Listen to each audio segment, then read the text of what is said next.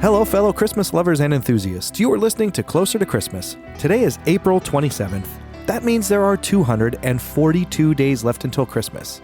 So this week on the podcast, I'm going to cover a topic that I did last year this time of the year, and that is the Hallmark Keepsake Dreambook for 2026. It was released on Friday to the public, so I'm going to break it down in 10-page chunks throughout the whole week, and I'm going to talk about my top ornament picks from those pages. So on today's episode, I'm going to cover pages 1 through 10, but before I get into this episode, I do want to say I'm going to try to do a video of covering the whole entire book, and we'll go through it page by page.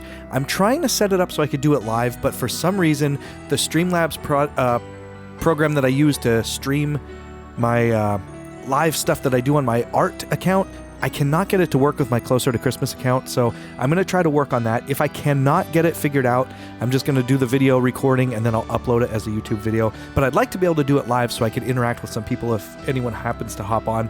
But before I also talk about the ornaments for this week, I do want to say a quick little story about when I go into my Hallmark to pick up this magazine every year. So I've noticed the last couple of years, I'm not going to throw out the Hallmark store that I go to because I don't want to really throw anybody on blast. But I do have to say, I actually do not enjoy going in to pick up my catalog because when I do, the person that owns the Hallmark in my area is very crazy about you taking one of these books. As soon as you walk in, they're on the counter, you walk over, you go to grab one, and as soon as you do, she'll pull it back out of your hand and she'll go, have you bought stuff from here before? Is your name on the list? She makes it a very unpleasing experience. Like, I do not like going in. So I've always told my wife about it and she didn't believe me. So this year I had her come with me and I said, okay, I'm going to set you up for it. You're going to walk over, you're going to take the catalog from the counter and try to walk away.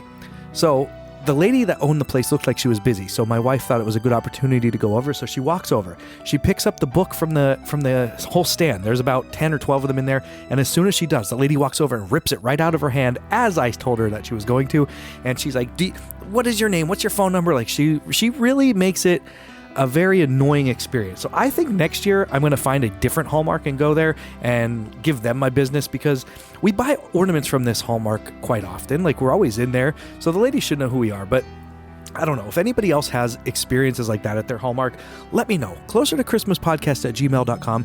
I would love to hear any other horror stories about you guys picking up your dream books from the stores because honestly, the Hallmark that I have in my area, I just hate going to because the lady is just a little bit too crazy about handing out these books that are free and that people use to spend money in the store. So I don't know. Let me hear your experiences. If you have good experiences, I'd love to hear those too. Closer to Christmas podcast at gmail.com.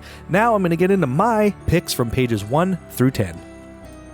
So I don't have any picks up until page 5. And on page 5, I have 2 picks, and that will be letter J and letter K. So letter J is Dancer. It's the second in the 8 Tiny Reindeer series, and I just like it because it has a cute little vintage look. I mean, it's just a little sideways reindeer with one hoof up in the air. So that is one of my picks from this page. And then K, which is the Gnome for Christmas. It's the 6th in the series. I enjoy the way that the gnomes look in this series. I've looked at them throughout the whole past. I don't have any of them out of this series, but I do enjoy the way the gnomes look because they're definitely more gnome-like than elves. Like, you could tell it's a garden gnome in a Christmas scene. So those are my 2 picks from this page, and then my next pick is on page 9.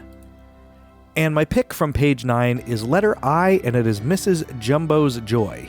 It's the 85th anniversary. It's a Dumbo ornament, and it looks to be like like a wagon from the circus, but it looks like one of those wooden box ornaments. I believe a couple years ago they started coming out with these. There was a Mickey Mouse on a piano one where it just looks like a wooden cutout ornament, but it's got multi-layers in it. It's very 3D-like, but this one is pretty cute. I don't know what all it does. It just says you could turn the crank and you could see Dumbo being rocked back and forth in his mother's in his mother's nose, but I don't know.